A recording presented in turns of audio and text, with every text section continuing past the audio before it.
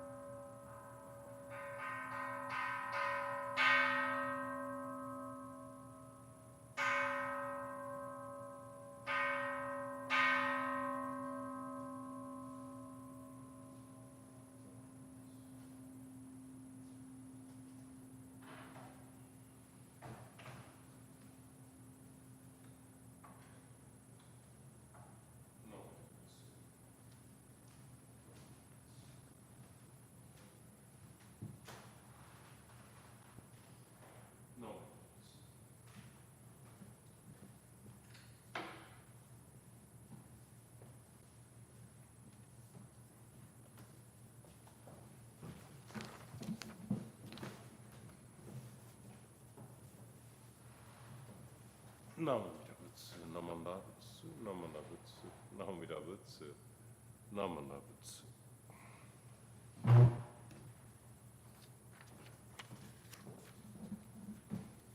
Good morning, everyone.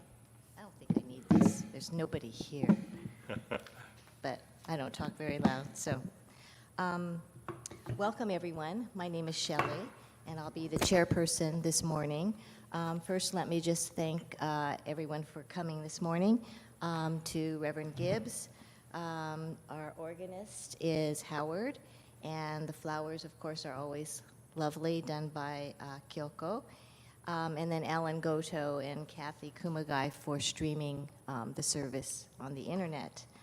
I'd like to start this morning with a reflective reading, which is interesting because the one that I selected talks about listening, not hearing.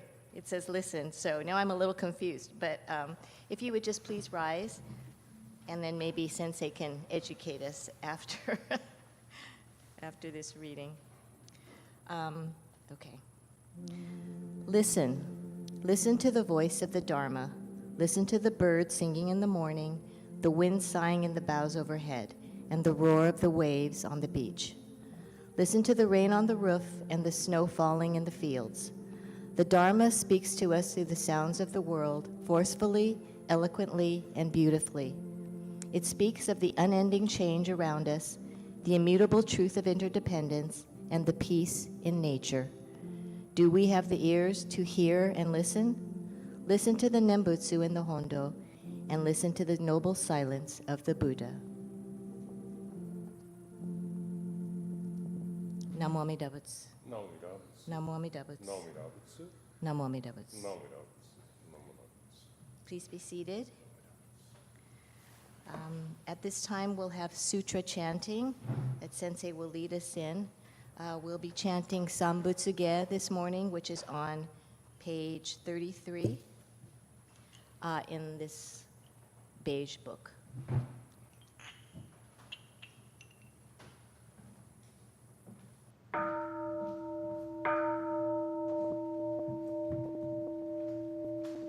菩薩大無量寿教三仏芸法言義義異人無極妙で縁妙無用当者道がまに修行縁よ大質のんぺ有脈樹木如来有限小生無輪小学大音交流実法開門精進三昧知恵意徳無量修正経由人体前年小仏崩壊無人人の空言外体無名欲ぬ生存と無民の知識人徳無量空君古代知恵人妙光明意祖神道大仙三が多仏大正法波動生じ未不芸達不定上位開任精進妙税三昧知恵以上五世特仏不行志願一切空空一切大安決しう仏約千億万無量大小修行五略不要一切使徒小仏不尿愚道天正不逆非尿五略小仏世界無不影無臭節道光明師匠天使小国妙で精進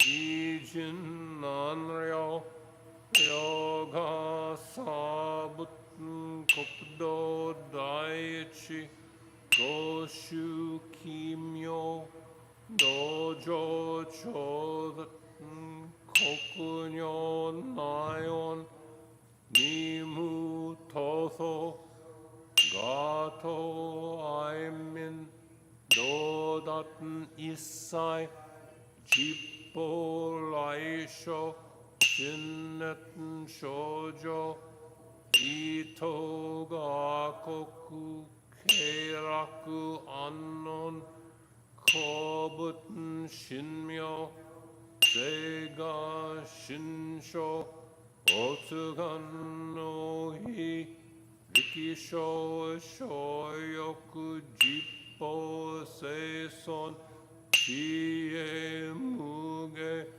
上量子孫死が信用平量心死食毒中学業精進な民主不敬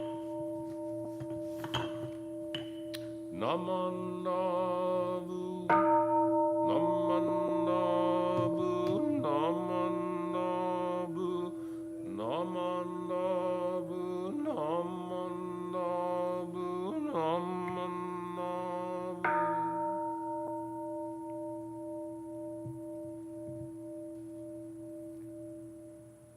ガニヤシクドク Yodo sei isai do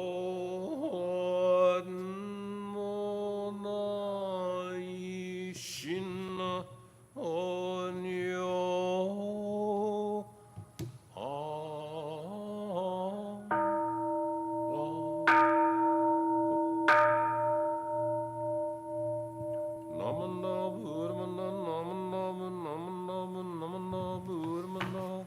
Namo Mira Butsu, Namanda Butsu, Namo Mira Butsu, Namanda Butsu.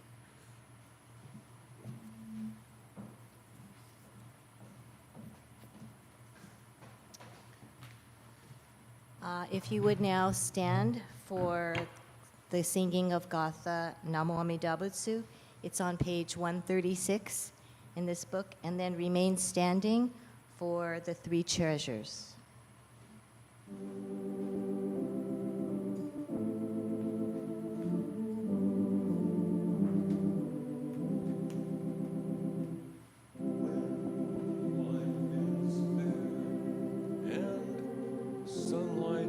Gilds the day when fortune smiles and flowers adorn our way. Oft let us pause with grateful hearts to say,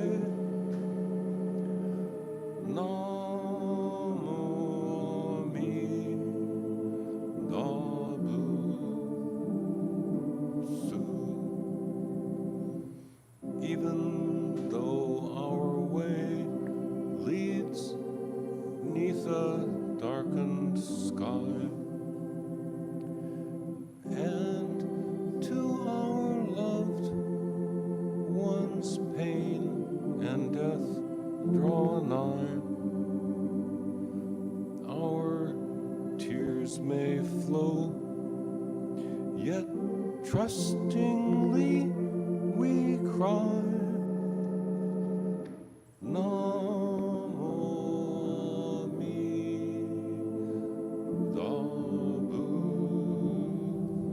Butsu.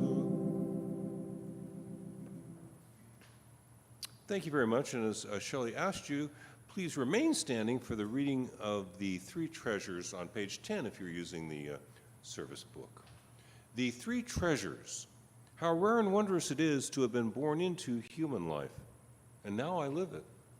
How rare and wondrous it is to be able to listen to the Buddha Dharma, and now I am able to hear it. If I do not transcend the world of delusion in this life, when will I ever attain spiritual liberation?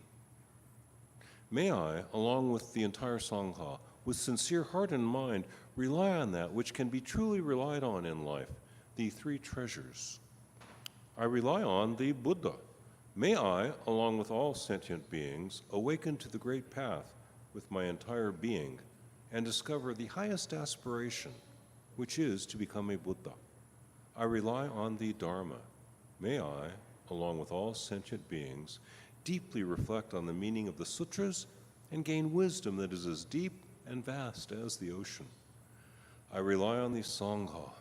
May I, along with all sentient beings, become one Sangha of life, able to move forward and live with a dynamic spirit that is hindered by nothing.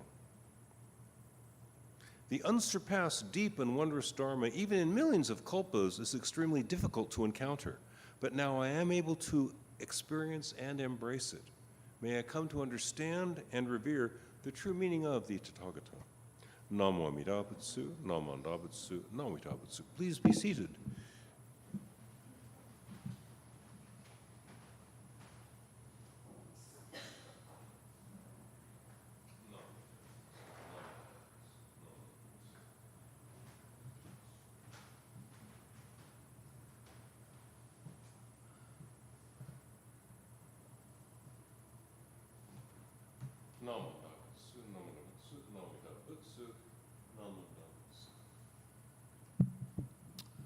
Well, good morning again, and thank you for being here, those of you who have come to be here with us. Thank you for being here to hear the Dharma. Hearing the Dharma will be the theme of this Dharma talk, And I must, as always, thank my colleagues in producing this Hoa.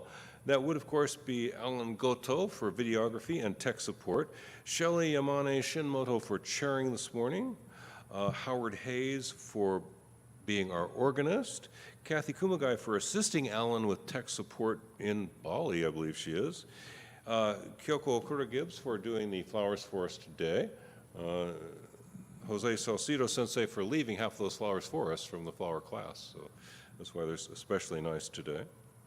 And of course, I must thank all of you who worked on our Obon Festival last week. Was that just last week? Seems like years ago, you know. But yeah, it was a nice event. It was a good event. There's a good atmosphere. You know, for years I've been now a professional minister for 29 years, and people always say, "Well, how did you do?" It was a good event. How much money did we make? I don't know that. I think we did better than break even, and that's all. As long as we break even, as long as we don't go in the red, and people have a good time, it's a success. It was a very successful event, thanks to all of you, those who attended, those who produced the food, those who produced the event. Thank you. Now, for a talk on hearing the Dharma, I must review what the term Dharma means. In Buddhist usage, the term Dharma has three meanings, two of which you need to remember, one of which you can forget as soon as I tell you, which is, in some Buddhist texts, the term Dharma just means a thing, just a thing. That's in the Abhidharma text when they're doing a theory of knowledge. That's the only time it's used that way, and you can forget that. 99.999% of the time when Buddhists use the term Dharma, it is systematically ambiguous because it means two related things. Dharma is the truth. That's what we mean. But it's also the verbal teachings that express, explain, and enliven that truth in our lives. So the teachings that illumine the truth and the truth itself. Now, as Buddhists, we're mostly concerned with those truths that pertain to the quality of our lives. You know, I mean, do things fall at 32 feet per second, or is it 31.5 feet per second, right? I mean, I don't need to know that. I really don't. That does not affect the quality of my life. The fact that holding on to resentment makes me sick, the fact that not being able to let it go when people crowd me a little makes me unhappy, that's the kind of thing I need to know. That's the Dharma we need to embrace. But still, by the Dharma, we mean, this is what Kyoko and I both learned in the seminar in Japan. The Dharma has three meanings. One is anything taught by the Buddha. Okay. Secondly, anything that leads you to enlightenment is the Dharma. And thirdly, anything that's true. So there's a lot of Dharma. There's a lot of Dharma. There's too much Dharma. There's too much Dharma for any one person to learn and understand and completely grasp in one biological lifetime. There's a story I always like to retell from the Pali Canon. The Buddha was in the forest teaching, and the one monk got kind of nervous, realizing, geez, this is about sutra number 732 here. And so he asked the Buddha, like, how many teachings are there? And the Buddha, they're in the forest, the Buddha picked up some leaves in his hand, and he says, tell me, where are there more leaves, in the palm of my hand or in the forest? And the monk got that answer right. He said, in the forest, world-honored one, there are more leaves in the forest than are in the palm of your hand. And so the Buddha says to him, just so, the Dharma that I can express in one lifetime is like the leaves that I can hold in my hand. The Dharma is like the leaves in the forest. It's not quite infinite, but vast beyond our grasp. So we can't hear all of the Dharma within our current biological lifetimes. Within the span of my current biological lifetime, I will not be able to hear all of the Dharma. I was very disappointed when I first realized that 53 years ago. You know, it was 1968, and in 1968, the sky was the limit, right? It seemed. Pretty hard to take in that I had some limitations back then, but I got it now. I really won't be able to grasp and fully understand every aspect of the Dharma in my current biological lifetime. It no longer bothers me that I can't master all of the Dharma in one lifetime, because I've been listening to the Buddha Dharma off and on with some sincere and critical thought for 55 years now. And when I listen, I hear something. When you listen, you hear things, you hear things, you know. Sometimes they're dharmic things, you know. We sometimes speak of the importance of listening to the Dharma, but I want to emphasize the hearing side more than the listening. In some other Buddhist traditions, Zen, Theravada, Shingon, Tendai, most of the Tibetan schools, the quality of listening is very important. You need to calm yourself clearly and concentrate sharply to be listening to the Dharma. In the sense that those streams of tradition, listening is a effort you must make. In Jodo Shinshu Buddhism, we aren't concerned so much with how you listen. We are concerned with that you understand that what you're hearing in Namo Amida Butsu is a promise of liberation, that what you're hearing is kindness, is goodness. I don't get this completely. I don't thoroughly understand this, but I can feel it and I can encounter it and I can hear it. I can hear Namo Amida Butsu. Our denominational founder, Shinran Shonin, was not concerned with us understanding how to listen, but with our understanding that what we're hearing is liberation, is kindness, is goodness, is unlimited acceptance.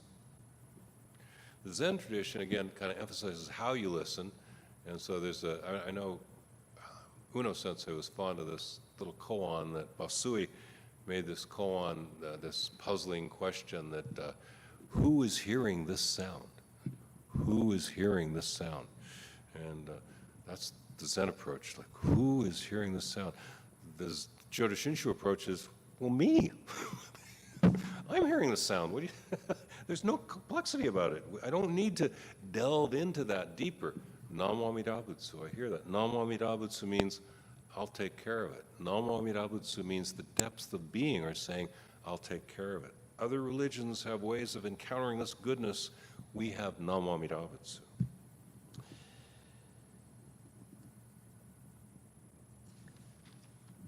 Now, our eighth chief abbot, Renyo Shonin, whose portrait is just behind me here, he did say one thing about listening, and all he said about listening is you do have to listen critically.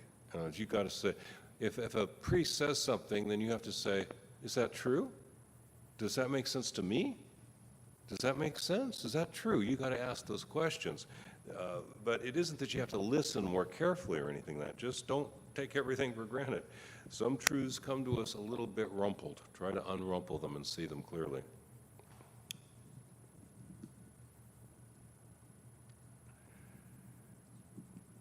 We should approach hearing the Nembutsu, Namo Amida Butsu, Namanda Butsu, we should approach hearing those sounds with the attitude of, wow, there it is again, limitless kindness. Do I understand limitless kindness? No. It's emergent out of this world. Did it precede this world? I don't think so. Do you understand how it works? No. Is it real? Yes. Can I hear it? Yes. Namo Amida Butsu. What I'm hearing is good. What you're hearing is good. What we're hearing is goodness emerging in human life. Namo Amida Butsu is one of the ways that goodness emerges in human life, in human living and promising. Namo Amida Butsu. What you're hearing is also simply Namo Amida Butsu.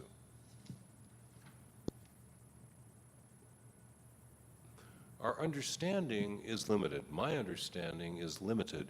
What I'm hearing is unlimited. Namo Amida Butsu is the voicing of unlimited caring. Hearing the Dharma is encountering the promise of both comfort and adventure. Often we need to be comforted. Sometimes we need to go on an exhilarating adventure. And we can find both comfort and adventure on the Nembutsu path. We can hear a comforting phrase that is guiding us to an exemplary adventure, liberating all sentient beings. Namo Amida Butsu. What we hear goes beyond our ability to fully understand it, but we still hear it. Namo Amida Butsu. You know, the same is true for me when I listen to Beethoven Quartet, you know. I hear it with some appreciation. I can tell the cello from the violin, and that's about it. Sometimes I can tell the viola from the violin. I can always tell the cello from the violin.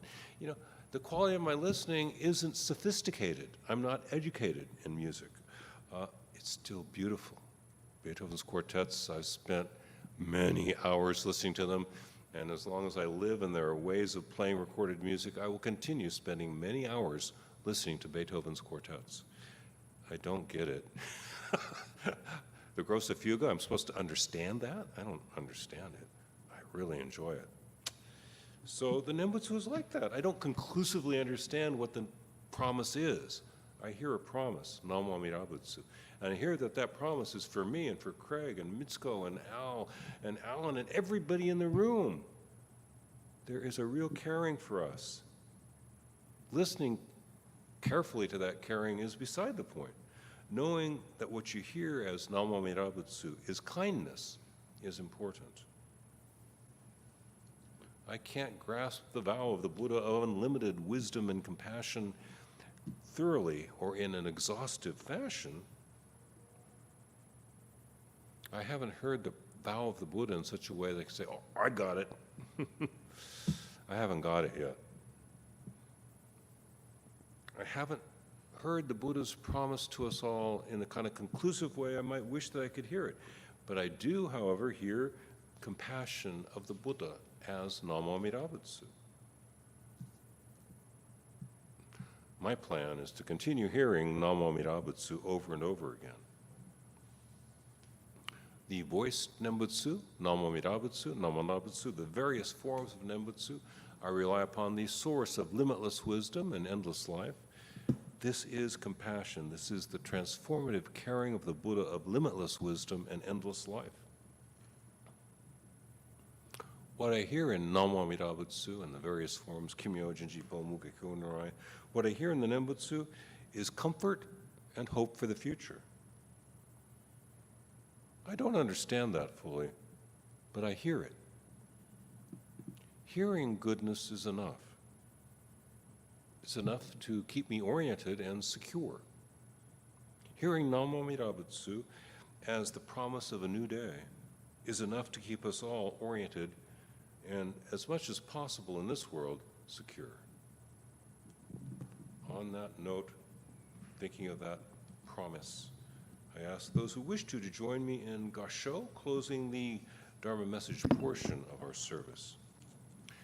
We rely upon the source of limitless wisdom and endless life, Namo Mirabutsu, Namo Mirabutsu, Namo Nabutsu, Namo Mirabutsu, Namo Nabutsu. Thank you very much.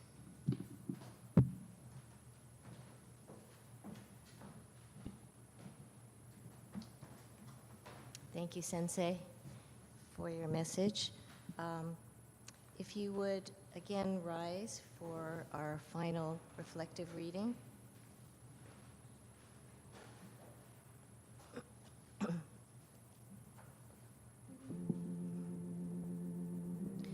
My life is fleeting and finite, and I do not know with certitude what tomorrow has in store for me. But in the transitory boundaries of my existence is the timeless flow of Amida's life.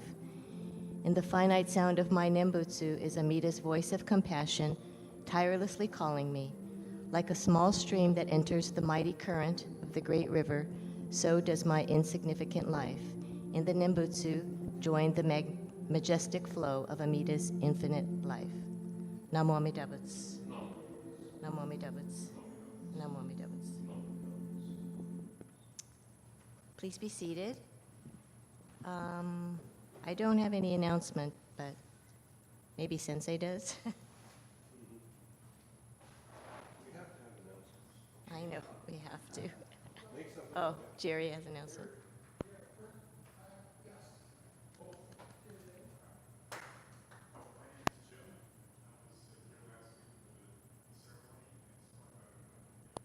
Oh, great, welcome. Glad to have you.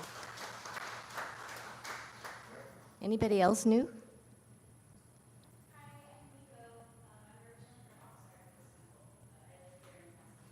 Oh, yay. We have a new member.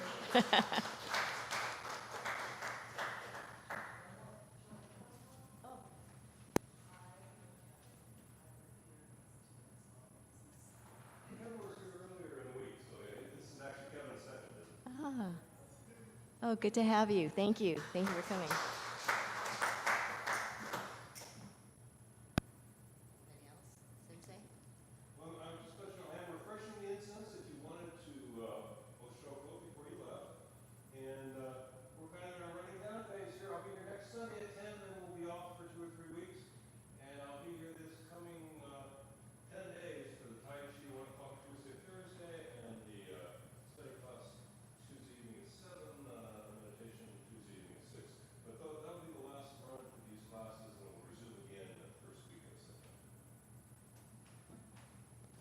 Thank you very much for coming. This concludes the service. If you would like to come up and offer incense before you leave, please do so. Thank you.